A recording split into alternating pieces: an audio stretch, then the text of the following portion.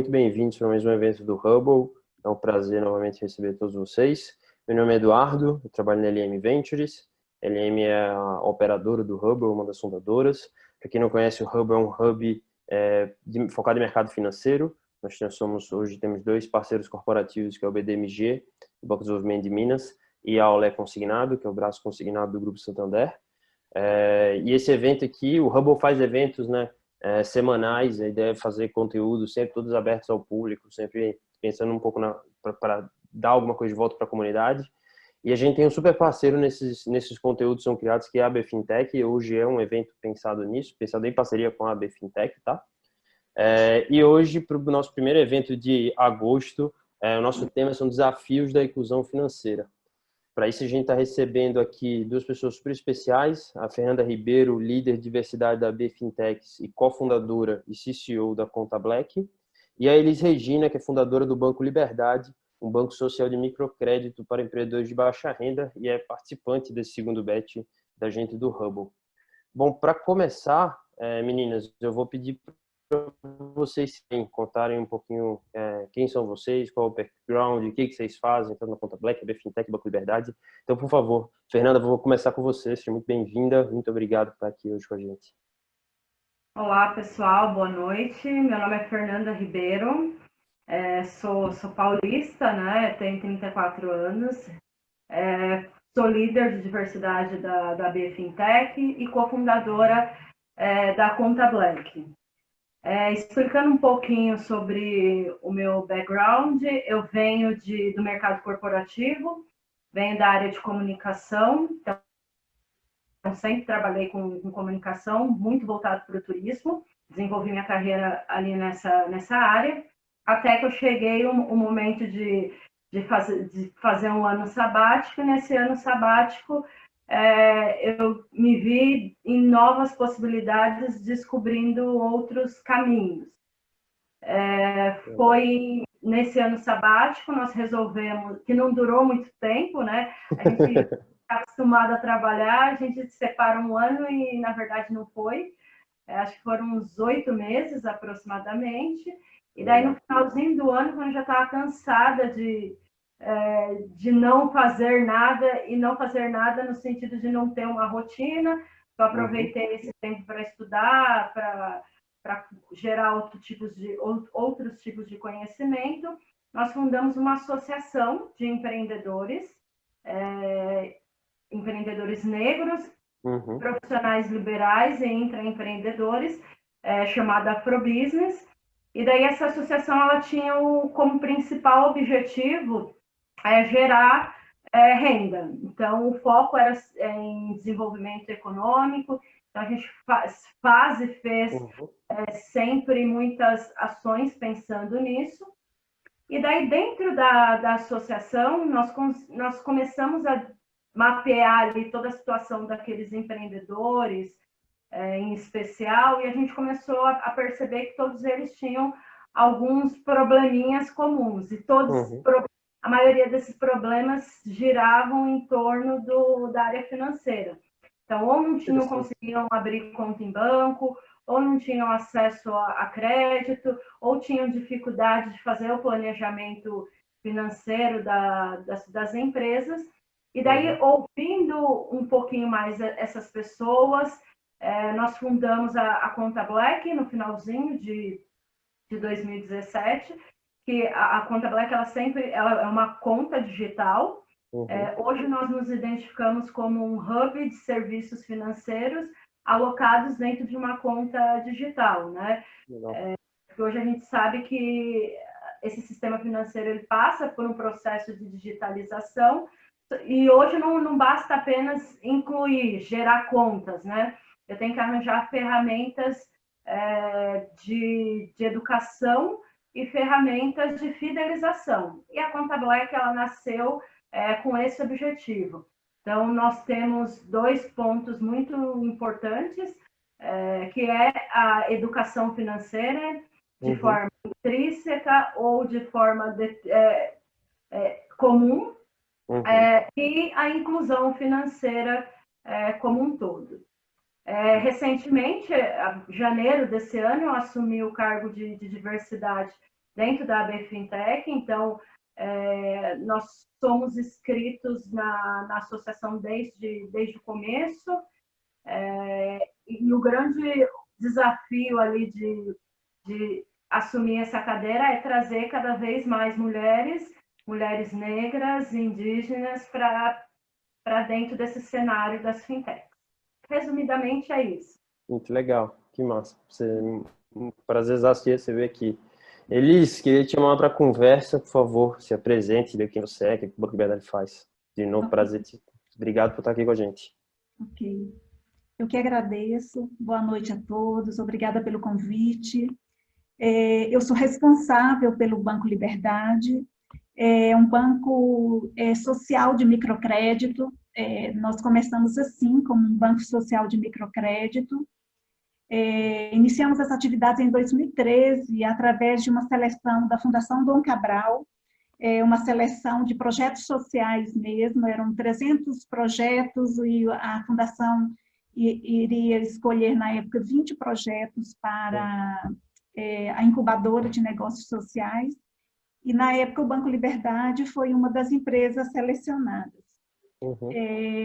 Eu sou de banco, sou administradora de empresas, sou de banco, tenho uma vida inteira de banco, trabalhei mais de 20 anos em 2 bancos grandes, que foi o Bank Boston, e trabalhei também, depois que o Itaú comprou o Bank Boston, em 2007, eu ainda continuei em um banco europeu de médio porte, que estava no Brasil, que é o Banif, Banco Internacional do Funchal.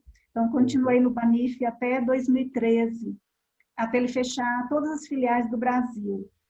E eu dei continuidade ao projeto do Banco Liberdade, comecei o projeto através da minha vivência, da minha inquietação da vivência com o banco, de entender como que, olhar e ver como que as pessoas, de forma geral, de baixa renda, eram excluídas do sistema financeiro tradicional.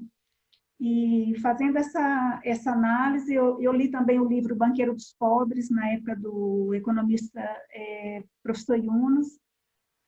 Apaixonei pela ideia dele. Vencedor do Nobel, né, de Economia? Ganhou o Nobel em 2006.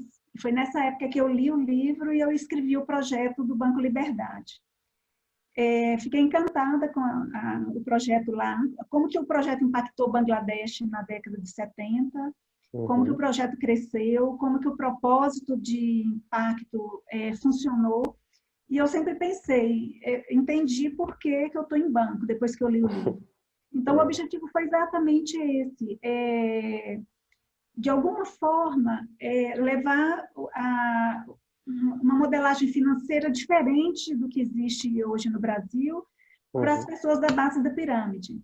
Então, assim, minha formação é toda de banco, eu sou administradora de empresas, tenho pós em finanças, tenho vários cursos na área de crédito, administrei carteiras grandes de crédito, carteiras grandes de investimento, sei da dificuldade da relação das pessoas com o dinheiro, até mesmo as pessoas de alta renda, como que é difícil administrar o próprio recurso, lidar com o dinheiro.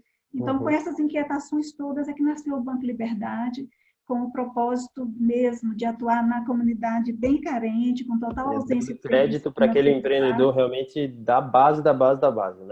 Então, o Liberdade nasceu com esse propósito, levar uma modelagem financeira, um crédito simples e justo para a população de baixa renda. E desde então a gente atua nas comunidades muito carentes aqui de Belo Horizonte, trabalhando com os MEIs, com os informais, transformando eles... Então, o pessoal tem uma ideia, o ticket médio do empréstimo é mais ou menos quanto? É bem pequeno, é de 100 a R$1.000. Perfeito. Então, nós começamos primeiro trabalhando com mulheres negras, semi-analfabetas, aquelas que são chefes de família, que o marido está preso ou as abandonou, e mesmo recebendo Bolsa Família, essas mulheres desenvolvem um micronegócio, ou são manicures, ou são bordadeiras, ou são artesãs, ou vendem docinhos, fazem marmitas, cachorro-quente. De alguma forma, essas mulheres fazem alguma atividade que gere renda, e nós entramos justamente nesse momento aí, de transformá-las no MEI, levar um curso de educação financeira básica, ensinar um fluxo de caixa simples, como é que ela administra aquele negócio, dar o curso e, na ponta, oferecer o empréstimo e acompanhar o desenvolvimento da família. Esse é o propósito. Perfeito. Bom, meninas, muito obrigado aqui pela presença de vocês duas. Vamos começar aqui nosso papo. Lembrando para o pessoal que está aqui no chat, quem tiverem perguntas, qualquer coisa, manda no chat aí, eu vou lendo durante a conversa, não precisa esperar não, pode ir mandando. E, bom, eu queria começar a conversa hoje tendo como base uma pesquisa que saiu no fim do ano passado, do Instituto Locomotiva, que achou que 45 milhões de brasileiros não possuem conta bancária. Em pessoas acima de 16 anos, isso significa que 1 a cada 3 brasileiros é desbancarizado. Esse número, para ser muito sério, me assustou muito em cada 3, porque assim, provavelmente que não é no nosso meio, a gente não vê isso, a gente não sente isso. E Fernanda, te trazendo para a conversa, baseado na tua experiência, tanto na BFTech, como no Conta Black, como no Afrobusiness, quem é esse público? Qual é o perfil desse desbancarizado, desses 45 milhões de pessoas? Sim. Esse dado é um dado que ele é crescente. Então, estima-se atualmente que a quantidade de pessoas desbancarizadas chega a algo em torno de 65, né? Passou 45, já aumentou bastante, considerando a amostragem nacional. Uhum. E daí é um público que a gente vem falando que existe, já não é de hoje, então desde o lançamento da Conta Black, um pouco antes, é um público que já faz muito tempo e é o grande público-alvo das fintechs, né? Então, essas pessoas, elas normalmente não têm conta no banco por conta da falta de acessibilidade. Uhum. Elas buscam um tratamento justo, educado e inclusivo, que muitas vezes eles não conseguem encontrar nos grandes bancos. E daí um exemplo muito, muito pontual sobre isso é que são as portas giratórias. Então, quando a pessoa vai até o banco e já tem aquele entrave da porta giratória, pela sua aparência, ela automaticamente já opta por não gerar ali um relacionamento com aqueles bancos. E daí, com a pandemia, né, assim como ela trouxe luz à desigualdade social, ela trouxe luz para esse cenário dos desbancarizados também. Verdade. Então, estima-se que com o pagamento do auxílio emergencial, a Caixa, entre muitas aspas, bancarizou aproximadamente 40 milhões de pessoas. Nossa, que impressionante. E daí, por que essas pessoas elas não eram e ainda ficou faltando gente? Tem muita gente que não conseguiu receber o auxílio emergencial exatamente por alguns motivos. Entre eles não ter CPF, não ter a documentação regularizada. Então, até tem o CPF, mas é um CPF que está inativo. Ou também por questões de acessibilidade. Então, não tem acesso à internet, não tem acesso às informações do processo como um todo.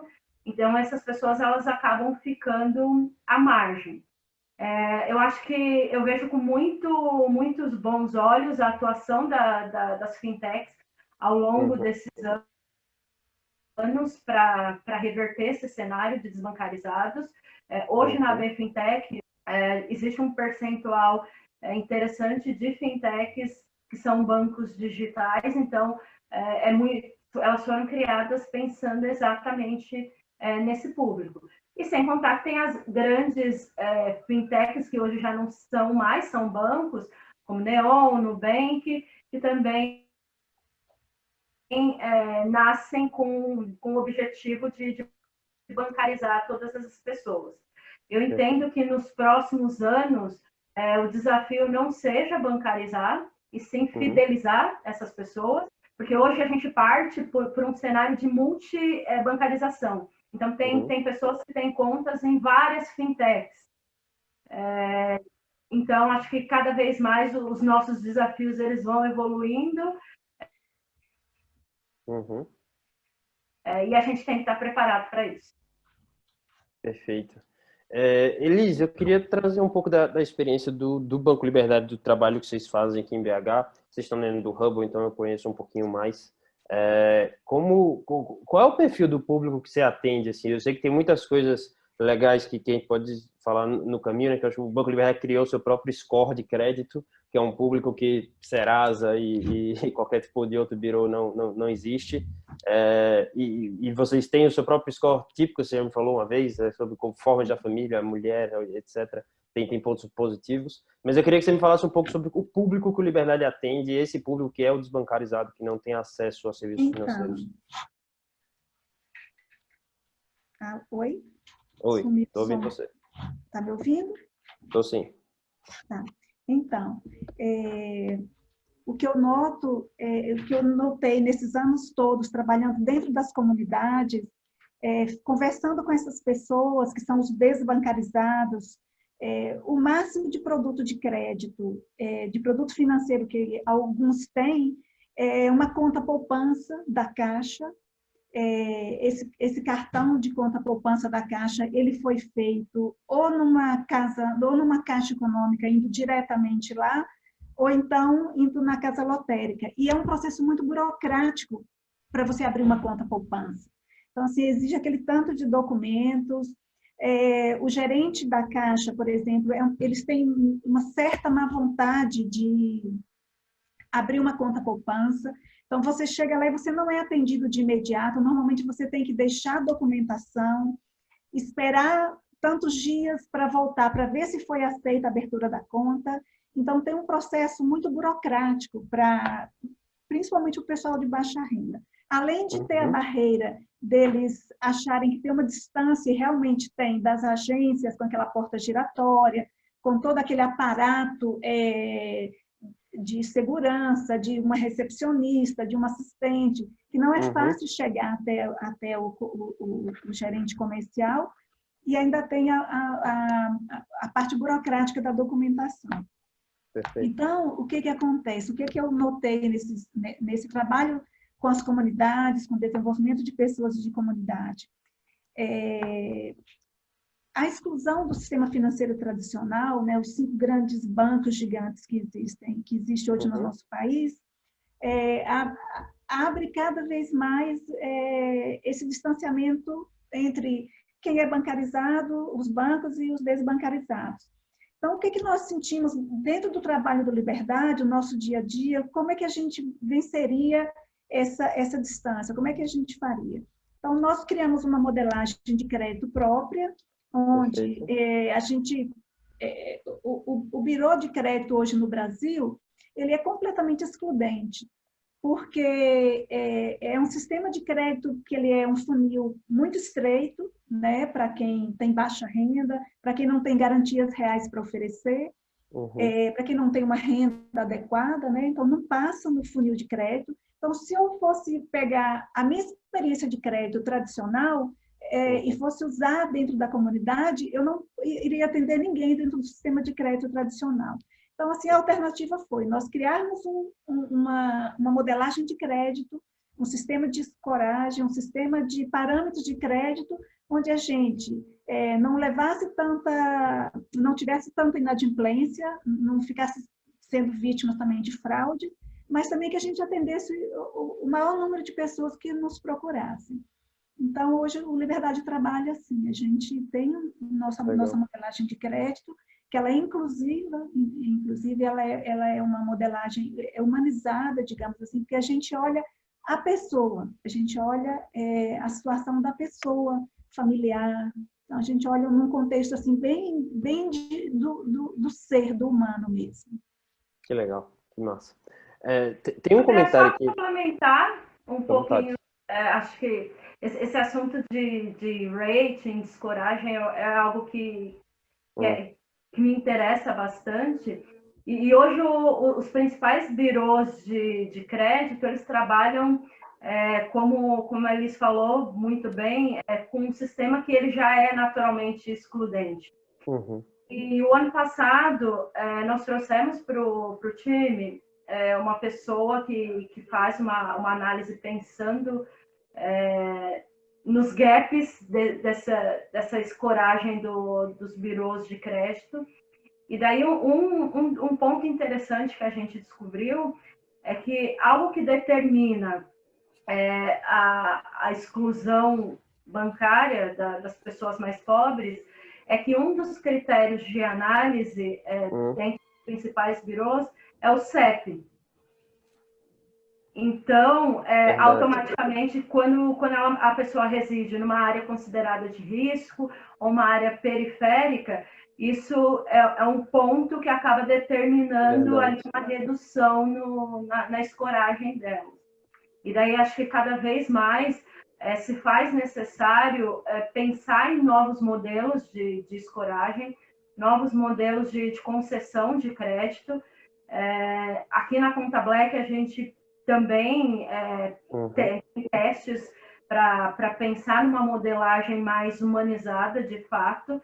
A gente entende que esse é o principal caminho, por conta de subverter um pouco essa lógica que já é imposta, e daí já vem ali dos grandes dinossauros, os nossos 5 dinossauros que dominam ali o financeiro. E até de um lado, eu fico muito, e eu acho que o motivo, eu e a Elisa, a gente discutiu muito isso, e o motivo do Banco Liberdade ter ido para o Hubble, que no fim do dia, eu acho que é uma política pública do impacto que, assim, a lógica é que o impacto seja muito grande, né? Porque você está literalmente impactando a base da base da base. Eu sei que não é algo fácil de fazer, pensando no caso do microcrédito, a inclusão financeira, não, acho que todo mundo tem que ter, mas no caso do microcrédito ele não é algo simples, mas você vê os impactos onde aconteceram, como o caso da Índia, em Bangladesh na década de 60, é impressionante, cara, assim, é uma política pública que não tem nem como você dizer não, no fim do dia vale a pena, ela compensa, assim, eu sou muito impressionado com como isso funciona. Os índices de inadimplência, eles são muito baixos, né? Porque é uma pessoa que ela já está acostumada a ser marginalizada, e daí quando ela recebe ali um voto de confiança, ela dá valor por aquele voto. Perfeito. Meninas, eu tenho 2 perguntas aqui. Eu recebi uma muito legal da Fê Maidel. Fê, obrigado. A Fê está dizendo que é uma mulher trans, diretora da Câmara de Comércio LGBT, e ela está engajada na inclusão, principalmente de mulheres no mercado e na economia. Ela queria entender se tem algum requisito que ela possa, que essas mulheres possam ter acesso aos recursos que vocês disponibilizam, seja na Conta Black como no Banco Liberdade. Vocês duas, para responder a Fê aí, fiquem à vontade. O que precisa para entrar, fazer negócio, para o Banco Liberdade ajudar, para fazer parte da Conta Black? Boa noite, Fê. Para abrir a conta na Conta Black, acho que ela vai precisar de um CPF válido e um RG, e ela consegue. A gente não faz um processo de análise burocrático como é tradicionalmente conhecido. O processo de abertura de conta na Conta Black é bem simples, dura em média 7 minutos, e ela tendo essas informações, faz o selfie, ela consegue abrir a conta em minutos. Perfeito. Oi, Fê. No Banco Liberdade, a gente atende as contas mês. Então, assim, o nosso crédito é um crédito produtivo, orientado. A pessoa tem que ter algum micronegócio onde ele receba também uma orientação de educação financeira, empreendedorismo. E a gente faz uma análise em cima da viabilidade do negócio, da sua necessidade de crédito, por que você está solicitando crédito, e porque a gente tenta fazer com que o micronegócio ele seja sustentável financeiramente ao longo do tempo. Então, o crédito ele tem que fazer sentido dentro da viabilidade do negócio. Então, nós trabalhamos exatamente com os MEIs, principalmente com o pessoal que está desempregado, com o pessoal que é mais marginalizado, para que aquele negócio ele seja uma fonte de trabalho e renda. Então, o Banco Liberdade faz esse tipo de análise do seu MEI, da sua atividade, do seu negócio, e te dá toda a orientação financeira para o seu negócio prosperar. E, Fê, que você precisar também, acho que as meninas estão à disposição, a gente aqui também no Hubble, na LM, está à disposição, quem puder ajudar, só entrar em contato aí pelo LinkedIn, etc, você acha a gente. Tem mais 2 perguntas aqui que eu acho interessante fazer. Uma é da Daisy. Fernanda, é para você. Ela pergunta se a acessibilidade à informática é um empecilho para os desbancarizados. Como é que esses caras vão acessar as fintechs? Acho que é incrível. Obrigada pela pergunta, Deise, é muito boa. Hoje a gente vive num país onde 70% da população tem acesso à internet. Esse dado a gente pode olhar com o copo cheio, que a boa parte da população tem acesso, mas olhando um pouquinho com o copo vazio, essa população, 56% dessas pessoas tem acesso à internet de baixa qualidade. Uhum. Um desafio importante das fintechs é desenvolver aplicativos e ferramentas que bancarizem essas pessoas e, ao mesmo tempo, ocupem menor capacidade dos seus celulares. O nosso primeiro MVP, né, da conta Black, ele não era em aplicativo, então era possível acessar o home banking em qualquer computador. E essa lógica foi criada pensando exatamente nessas pessoas que, de repente, o aplicativo poderia ocupar muito espaço no celular, porque não são celulares de uma geração avançada. Então, a gente, ao longo da nossa trajetória, a gente sempre desenvolve ferramentas que possam promover a acessibilidade para essas pessoas. Inclusive, o atual aplicativo permite também o acesso via home banking, e tem o aplicativo para quem quiser acessar via celular, e é um aplicativo que ele é muito mais leve, exatamente pensando nessas pessoas. Uma outra coisa que eu acho super importante, pensando em inclusão versus letramento digital, que também é um ponto importante a ser falado, e acesso à internet, são as novas ferramentas de meios de pagamento que são criadas, que promovem ali a inclusão de uma forma mais dinâmica, né? Então, recentemente,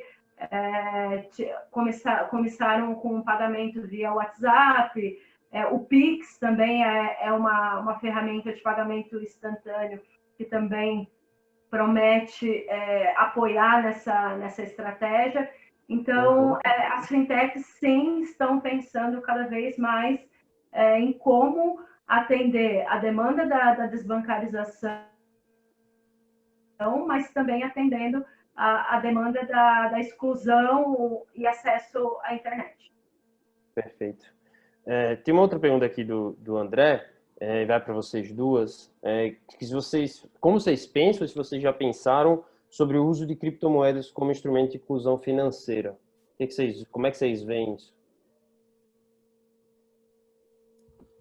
Você quer falar, Fernanda? Você quer começar? Pode. Começo. Eu acho que a tecnologia blockchain, né, tende a facilitar mais esse meio digital,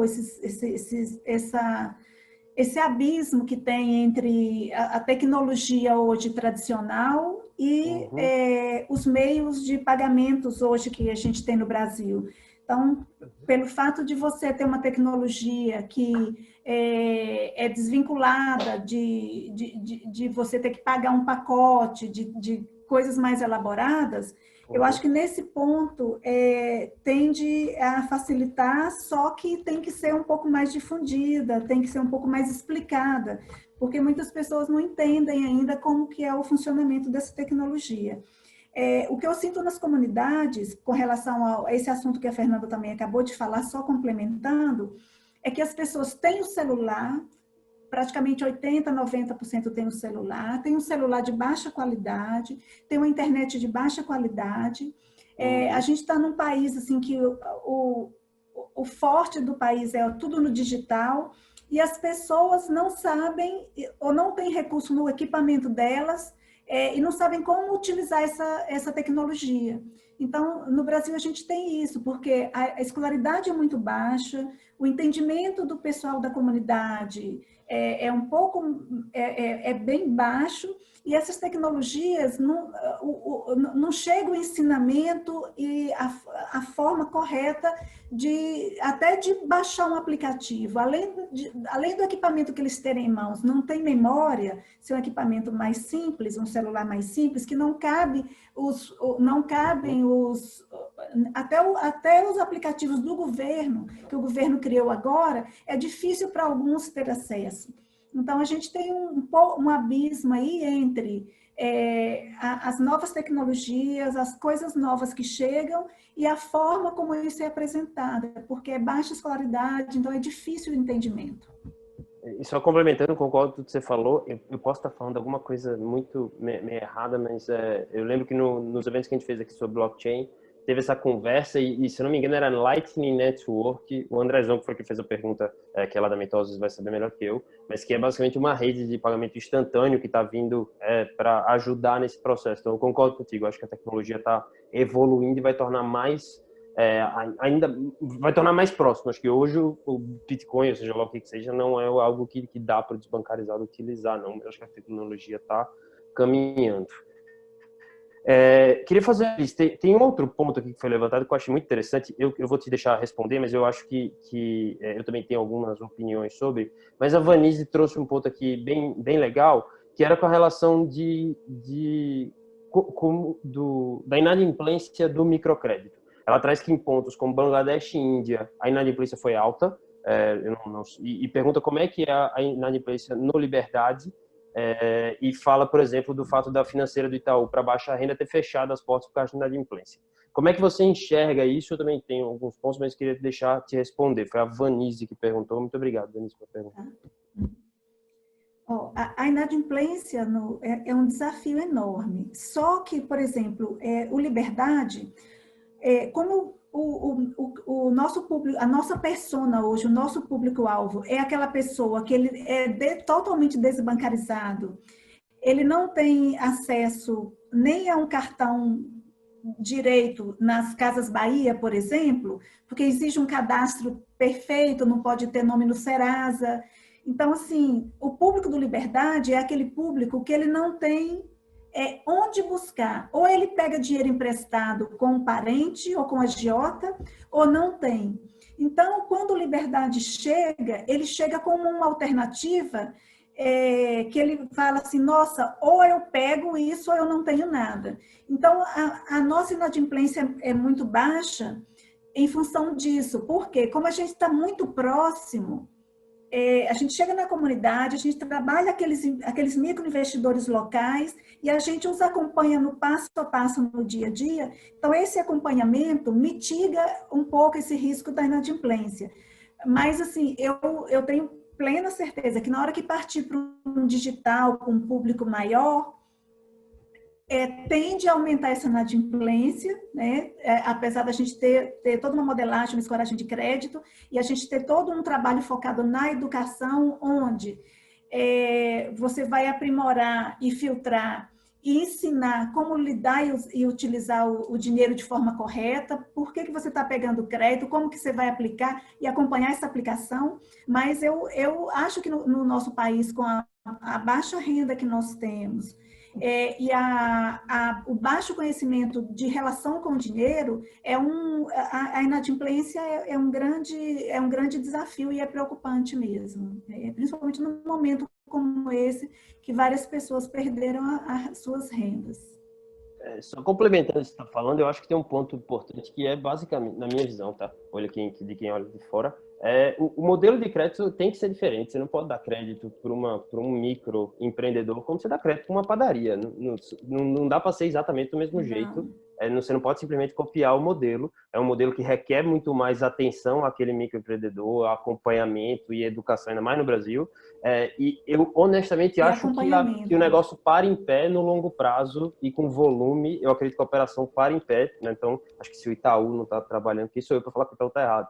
Mas acho que o modelo talvez estava sendo feito de crédito não fosse o ideal para aquele público. E na minha visão, mesmo que o negócio não pare completamente em pé, dependente do modelo, é o tipo de coisa que deveria ser uma política pública na minha visão, assim. Tudo bem, ela dá prejuízo, tá? Então vamos fazer como política pública, porque acho que tem dados que comprovam que dá certo.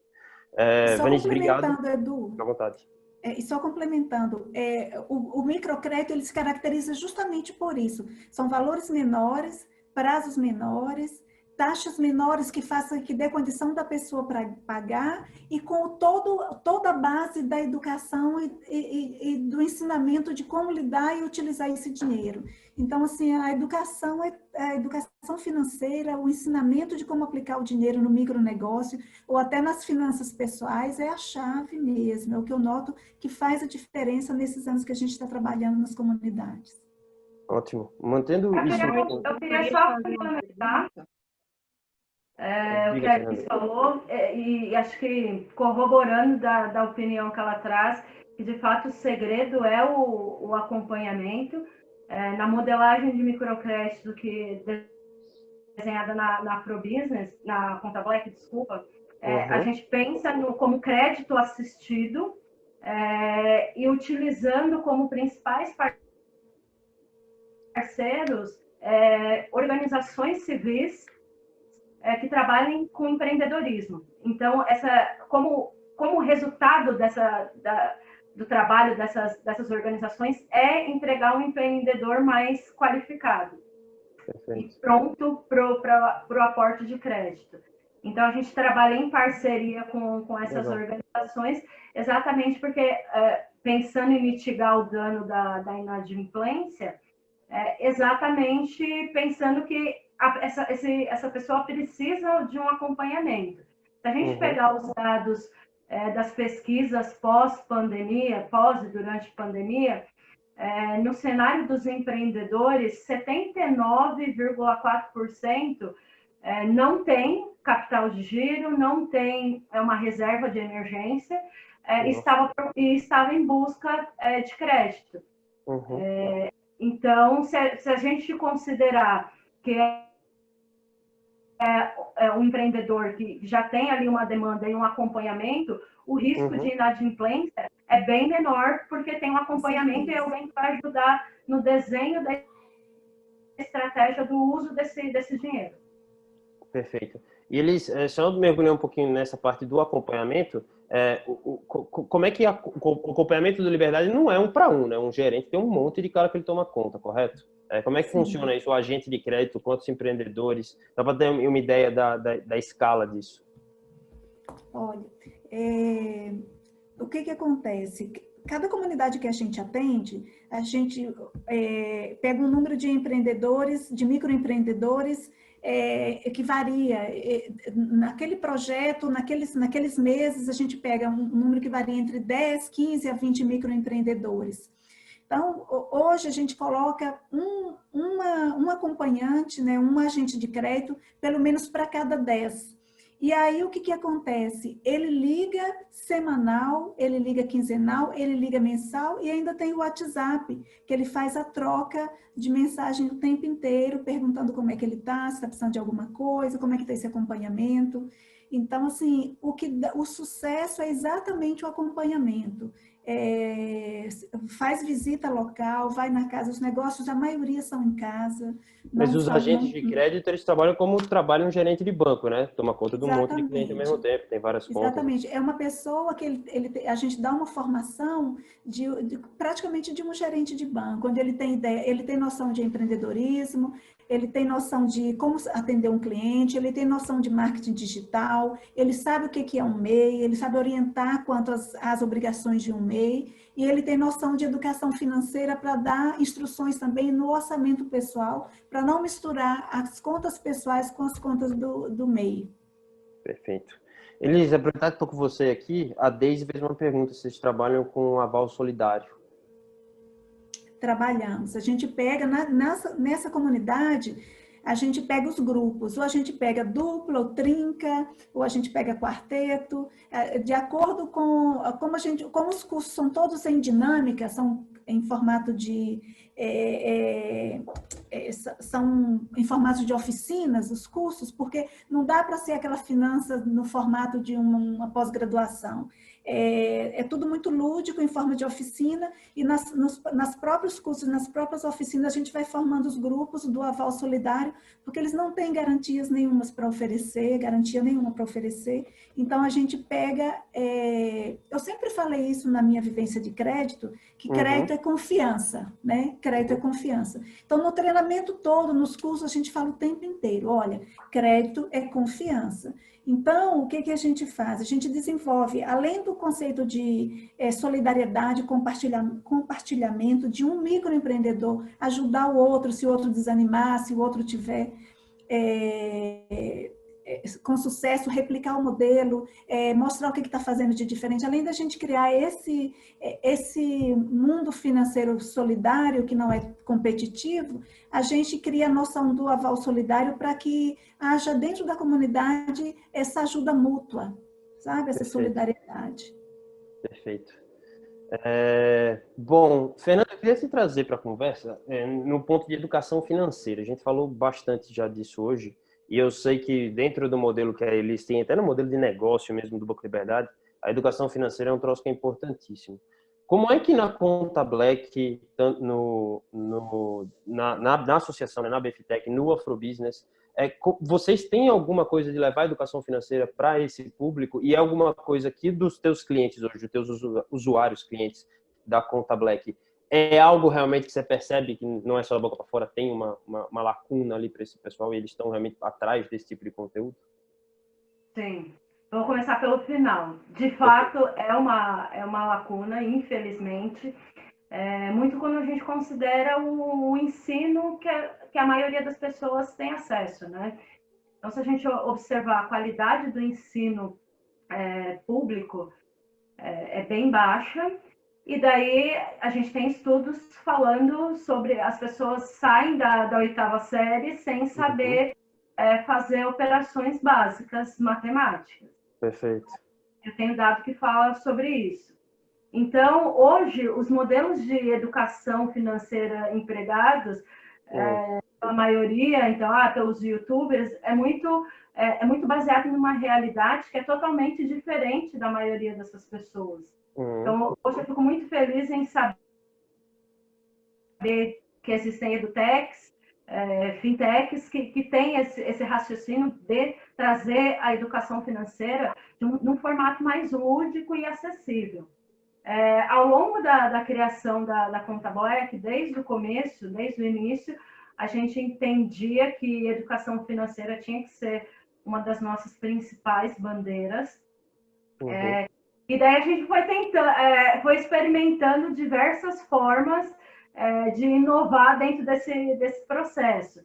Então, desde de implementação de gráfico, de consumo, que é uma ferramenta mais visual e a pessoa consegue entender, SMS, e daí os nossos SMS eram bem divertidos, assim, está gastando muito com alimentação, sabe? A gente notava que a pessoa estava usando muito em aplicativo, e a gente sabe que a tecnologia ela tem um lado positivo, mas de alguma forma, se a gente observar a utilização desses novos aplicativos, sejam eles de alimentação, quantos de transporte pela baixa renda, tem influenciado de forma significativa na renda deles, né?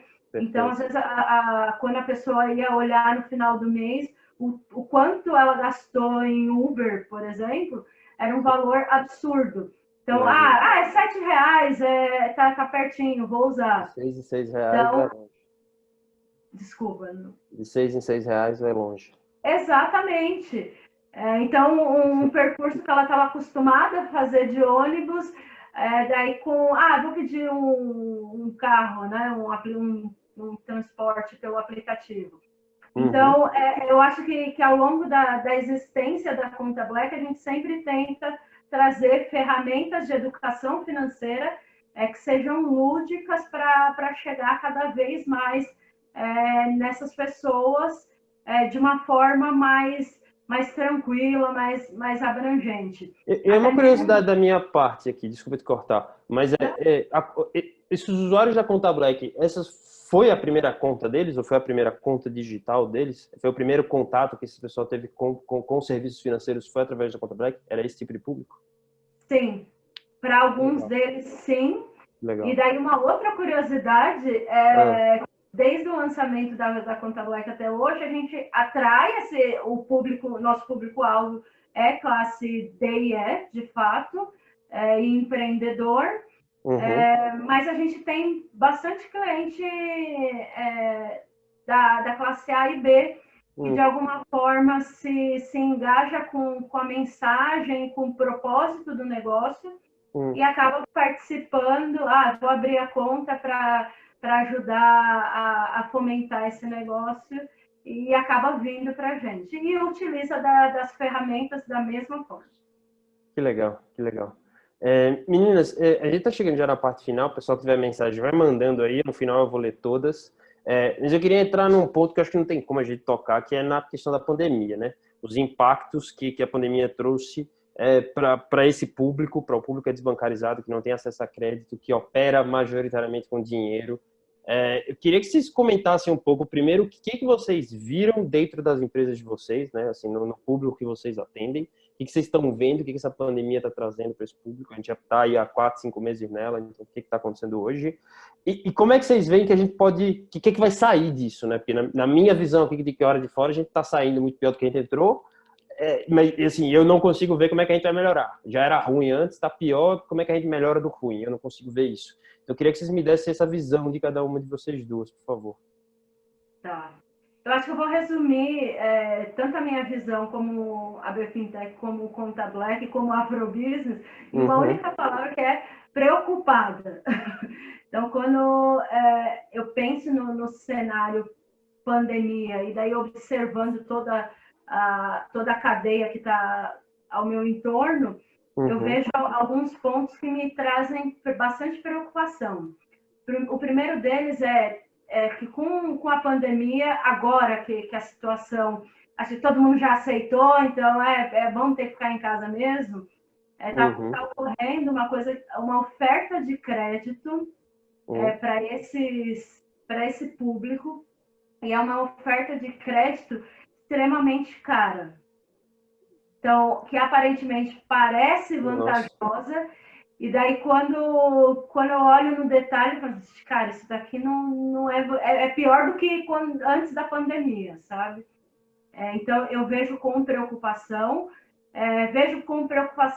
Quando você fala cara, tipo estilo Crefisa da vida? 18% ao mês? Nesse nível. E daí, essas empresas que já têm esses fundings, elas assediam cada vez mais esse público e assediam com tarifas que são exorbitantes. E que não faziam sentido antes, agora piorou. Eu também vejo com preocupação, eu me sinto preocupada quando eu penso nos empreendedores. A gente sabe que tem muito empreendedor que, para além de perder a renda, perdeu o negócio. Então, na última pesquisa, no último mapeamento que a gente fez em 11 estados brasileiros, como coalizão de organizações, a gente descobriu que 60% dos negócios estavam parados porque não conseguiram fazer uma migração para o digital. Então, ou não conseguiram migrar por conta de questões de letramento digital, ou não conseguiram migrar porque eram setores muito específicos que hoje não conseguem vender pela internet. Então, por exemplo, alguém que atendia a cadeia de fornecimento de eventos. É muito difícil remodelar o negócio sem uma preparação e adaptar para o digital. Então, eu vejo com preocupação essa questão da falta de renda, vejo com preocupação a falta de acesso a esse crédito. Então, a gente sabe que o governo liberou 30 bilhões de reais para dar suporte às pequenas e médias empresas, e liberou para os grandes bancos, né? A gente sabe que só 10% desse dinheiro chegou até quem precisava. E, obviamente, que se esse dinheiro tivesse sido direcionado para as fintechs, chegaria muito mais fácil até a ponta. A gente até tem recebido, né? Desculpa te cortar, a gente recebeu aqui nos eventos do Hub o pessoal do CVM, então muita galera aí falando. Eu sinto que existe realmente uma conversa muito grande, tem uma vontade muito grande, até para esse pós-crise, para as fintechs serem um motorzinho disso, seja para o crédito pessoa física, seja para pessoa jurídica, por exemplo, os marketplace de middle market, os peer-to-peer, mas ainda não aconteceu, né? Existe essa conversa, mas ainda não rolou. Não aconteceu, mas também é importante a gente ressaltar o trabalho que a BFintech vem fazendo dentro dessas instituições, tanto na CVM, exatamente para isso, para cutucar, porque de fato a gente leva os números e não adianta nada falar em Open Bank dentro de uma realidade onde as pessoas estão desbancarizadas ou elas estão sem renda. Então, eu acho que é super importante o papel dessas entidades de classe e daí puxando brasa para a nossa sardinha, a BFintex tem feito um trabalho corpo a corpo com os principais órgãos para tentar aproximar esse dinheiro da conta. Perfeito. Elis, me fala um pouquinho de você no Banco Liberdade, como é que está sendo esse impacto da pandemia? Eu sei que o trabalho de vocês é na comunidade, conversando com o cara, eu já sei que tem impacto. Mas o que você está vendo do teu público hoje, dos teus clientes hoje que tem crédito com você? O momento é realmente desafiante. Muitos empreendedores que mantinham o micronegócio e tinham um emprego, tinham um emprego e mantinham o negócio como complementar da renda. Vários perderam emprego. Quando acontece crises como essa, os cargos menores, faxineiros, ajudantes, segurança, tudo isso perde facilmente o emprego quando tem uma crise como essa.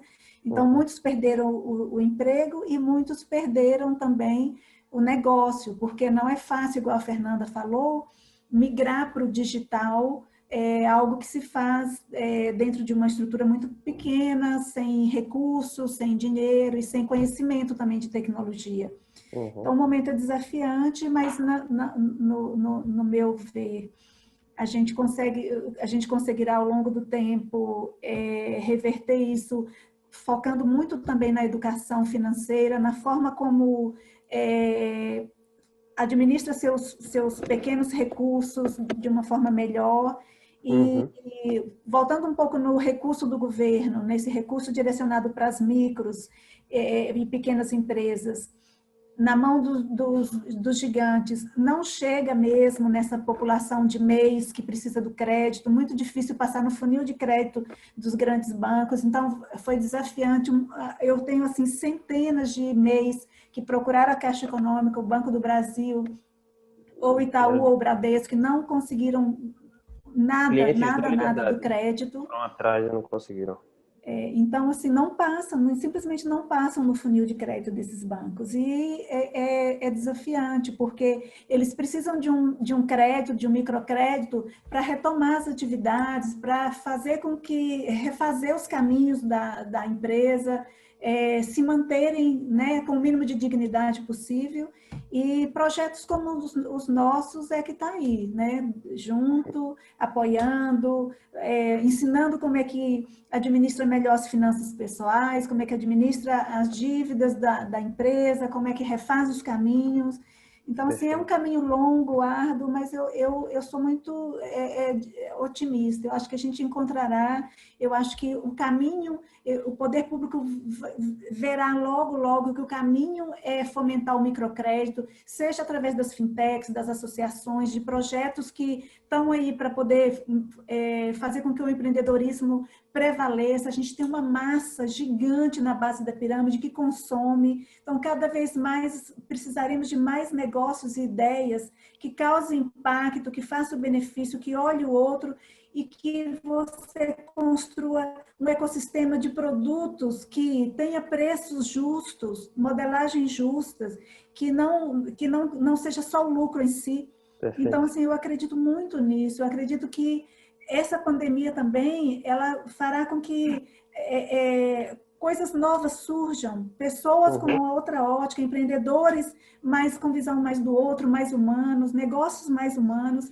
Então, eu acredito que virão coisas, não é no curto prazo, claro, mas eu acho que ao longo dessa caminhada a gente encontrará assim, novos eixos e novas modelagens de micros negócios, de pequenos negócios, porque é absurdo o que eles representam no PIB do Brasil, né? Então, uma hora o poder público será impactado e tomará algumas decisões que fará com que empresas como a nossa, como o Banco Liberdade, como a Conta Black e tantos outros negócios que causam impacto, que queiram melhorar a vida dessas pessoas, sejam cada vez mais viáveis e cresçam cada vez mais. Animal. Elis, o pessoal aí está chegando quase no fim, então se vocês tiverem pergunta, mandem. Eu queria tirar duas dúvidas que ficaram aqui nas perguntas que a galera fez, tanto da Vanessa quanto da Cláudia. Banco Liberdade, o funding é 100% privado, correto? Sim. E os agentes de crédito, vocês fazem algum trabalho para os agentes serem pessoas da comunidade, do local onde vocês estão atuando? A gente tenta que sejam pessoas locais e caso a gente não encontre de alguma forma, a gente pega pessoas assim, que têm uma história assim, de vivência, de uma história de vida de sucesso, que venceu, para estimular e para mostrar que é possível. Mas a gente sempre tenta pegar pessoas da comunidade, que é o que faz o efeito, que sabe os caminhos, que conhecem todas as pessoas. A prioridade é sempre as pessoas da comunidade em serem os agentes. Perfeito. Para fechar, meninas, tem uma pergunta da Manuela que eu achei muito interessante, não tem muito a ver com a inclusão social, né, com inclusão financeira. Eu achei muito legal. A pergunta dela é como é que faz para criar uma empresa que no fim do dia, estou resumindo aqui a tua pergunta, tá, Manuela? Mas que no fim do dia é uma empresa que dá lucro, né? Que o objetivo é dar lucro, mas com essa pegada social, né? De ser mais justo, de atender um público de uma forma mais correta. No fim do dia, o objetivo é dar lucro, mas dar lucro talvez de um jeito mais socialmente, pensando mais no próximo, pensando mais naquela comunidade que você atua. E a pergunta dela é como é que vocês fazem para criar isso? Se tem alguma tecnologia, recursos que permitam, que ajudem a ser feito? Achei a pergunta muito legal para a gente finalizar. Eu queria fechar com vocês duas, cada um de vocês, por favor. Responda, Manoel. Acho que não tem a resposta certinha, não, mas eu queria ver a visão de vocês. Eu posso falar, Fernanda? Pode começar. Eu começo ou você quer começar? Se você quiser, eu começo. Tem uma pessoa que me procurou agora recentemente, que está montando uma fábrica de camisetas dentro da comunidade, e aí a preocupação dele é como é que eu faço, Elis, para o meu negócio ter um impacto, né? Aí a primeira coisa que eu falei com ele assim, olha, vamos sentar e vamos analisar o negócio como negócio e como negócio que causa impacto. Então, assim, a gente foi conversando, fomos fazendo, elaborando os planos, e aí nós chegamos à ideia o seguinte, as pessoas que vão costurar a camiseta, por que não as costureiras da comunidade? Por que a gente não reúne várias costureiras da comunidade e a gente gera emprego para essas costureiras? Então, assim, e aí a gente paga para elas um preço que vai trazer um impacto na vida delas e a gente venda isso para o consumidor final, mostrando, olha, você comprando essa camiseta, você está ajudando uma associação de costureiras lá na comunidade tal, que estavam desempregadas, que são elas as chefes de família, entendeu? Então, assim, tem algo que você possa fazer em qualquer negócio, que você possa olhar o social, ou você possa olhar o outro lá, que não tem tanta possibilidade, e você pegar aquele outro e incluir no seu negócio. A comunidade como um todo, né? Tanto os clientes, como os usuários, como os fornecedores, como os colaboradores, olhar acho que a comunidade como um todo e ver como é que você consegue impactar mais positivamente eles. Sim, exatamente isso. E só outra mensagem que eu gostaria de deixar também rapidinho, o Theo Benjamin, na última live que teve, alguém fez uma pergunta parecida assim, e o Theo falou assim, olha, é mais crowd do que funding. Eu guardei isso. Então, assim, no microcrédito, é mais educação do que funding. Eu já encontrei pessoas dentro da comunidade que têm um micronegócio e que falou assim, Elis, olha, eu não quero dinheiro, não. Eu ganho dinheiro legal. Eu não sei administrar o meu negócio. Então, assim, o meu negócio dá dinheiro, sabe? Eu não sei como lidar com esse dinheiro, como que eu compro, como que eu vendo, como que eu precifico. Então, assim, é uma mensagem que eu gostaria de passar, né, de que o quanto a educação financeira é importante, o tanto que o saber utilizar o dinheiro de forma correta é importante. Igual o Theo falou que é mais crowd do que fund, e o microcrédito é mais educação do que crédito, sabe? A educação é a base, é a mensagem que eu deixo. Assim. Vê, você aqui, qual é a tua dica que você dá para a Manuela sobre como montar um negócio de impacto social?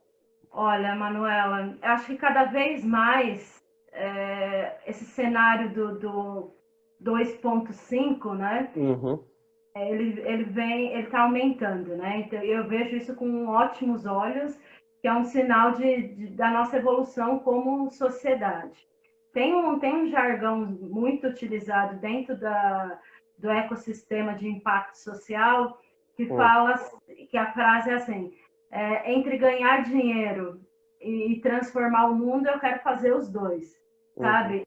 Isso prova que é possível, sabe? Então, hoje a gente tem um cenário gigantesco de empresas de impacto social que elas têm, obviamente, elas têm um desenho que gera lucro, porque sim, até uma ONG, até uma organização não governamental, ela precisa gerar lucro. Então, é importante gerar lucro, mas é importante também gerar impacto social. E daí um segundo ponto que eu trago como importante é que quem começa pequeno é muito natural já pensar no negócio pensando nos outros. Então, isso acontece de uma forma intrínseca. E daí, às vezes, eu que trabalho diretamente com empreendedores, com capacitação, eu falo, tá bom, ok, eu entendo que você quer modificar todo o seu entorno, mas vamos pensar num formato que seja sustentável e que você consiga, de fato, transformar toda essa realidade. Então, é possível, eu acho que não existe uma fórmula, mas olhando com cuidado, a gente consegue achar ali o resultado dessa equação entre gerar lucro e transformar a sociedade. Eu espero que o cenário pós-pandemia, de fato, transforme cada vez mais as pessoas e os negócios, que os negócios cada vez mais possam pensar para além do lucro, de que forma que vai modificar a vida das pessoas. Muito legal. Pessoal, a gente vai chegando no fim. Lembrando para quem está aqui assistindo, semana que vem o Hubble volta com lives na terça-feira. A gente vai fazer umas lives sobre inteligência artificial nesse mês. Então participem aí, acho que vai ser bem legal, um ponto muito interessante para a gente discutir. Meninas, acho que só tenho a agradecer, o papo foi muito massa, a gente teve um monte de perguntas, até peço desculpa aqui para alguém se eu deixei passar algumas, a gente chegou no final. Valeu demais, foi um prazerzaço, acho que em nome do Hubble, da LM, do BDMG, da Olé, só tenho a agradecer muito a vocês e só queria chamar vocês para dar uma boa noite. Então, Fernanda, por favor, fica à vontade. Obrigadíssimo. Eu agradeço pelo convite. As redes, eu vou deixar aqui meus contatos, eu no LinkedIn apareço como Fernanda Ribeiro. As redes da Conta Black são todas Conta Black ou Conta.black. Então, nós estamos no LinkedIn, Facebook, Instagram. Para quem mandou pergunta e a gente não conseguiu responder por conta do tempo, fiquem à vontade de me contatarem por esses canais. Eu gostaria de agradecer muito o convite e foi um papo super gostoso. Obrigada mesmo. Foi um prazer. Elis? Oi, obrigada, viu? Eu amo negócios de impacto, negócios sociais, empreendedorismo, estou às ordens. A Manuela, se quiser conversar comigo, estou às ordens também, a gente encontra vários negócios na comunidade que a gente possa gerar impacto. E só agradecer a oportunidade nesse momento tão desafiador que a gente está vivendo. Bom demais falar em algo que a gente possa estar fazendo para ajudar o outro, né? Excelente. Boa ideia, Edu. Muito bom. Perfeito, meninas. Muitíssimo obrigado pela participação de vocês. Foi uma delícia, foi um prazerzaço. Que vocês precisarem, o Hub está à disposição. Pessoal, valeu demais terem ficado com a gente até o fim. A gente se vê semana que vem, terça-feira, mais um evento do Hub. Valeu. Tchauzinho. Obrigada. Tchau.